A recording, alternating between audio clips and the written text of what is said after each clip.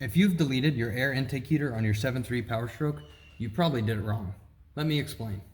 A common modification is to delete your air intake heater, which would normally be here, and replace it with one of these block-off plugs. The only problem with that is it still leaves your air intake heater relay in place, which takes up space and looks ugly. Today, I'm going to show you how to remove that relay and clean up your engine bay. The first step is to remove your ground cables from both batteries. The next step is to remove your glow plug relay.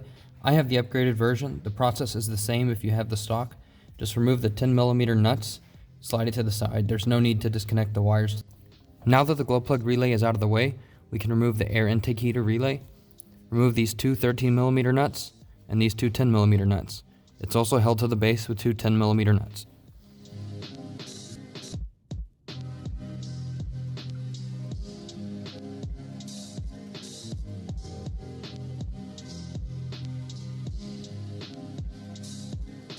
The base plate is held on by three 13mm nuts.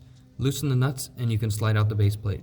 I would recommend having a flex head ratchet and 13mm as well as a swivel socket with an extension. It'll make this job go a lot easier.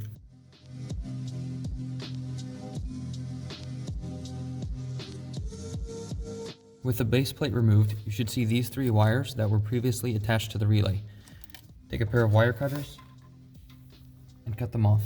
Make sure you leave about 1 inch to 2 inches of lead. That will leave you space for the next step, which is to take some marine grade heat shrink, cut them to about 1 inch in length. Slide it over the edge of the wires. Make sure you get each one. You want there to be at a minimum 1/4 inch between the end of the wire and the end of the heat shrink.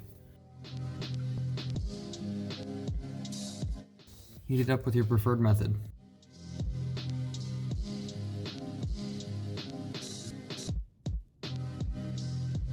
I use marine heat shrink to ensure that the ends are properly sealed off. Now we can do the main power wire. Again, cut it off with enough room that you can seal it up.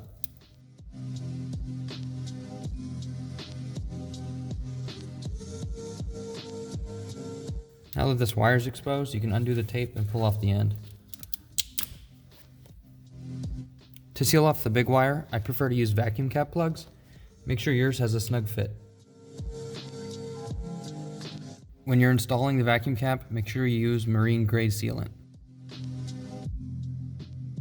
For the final part of the process, you can stick the wire ends into the loom.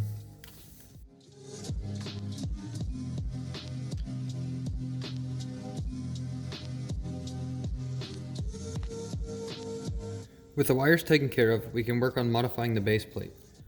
Draw a line in approximately this area. Once you have it marked, you can begin cutting with your tool of choice.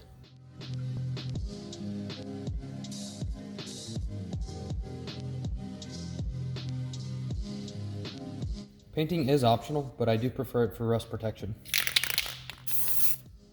Now you can reinstall your modified base plate.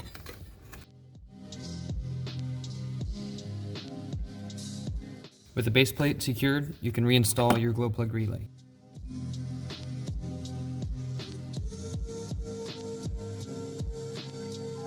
Now all you need to do is reconnect your battery cables.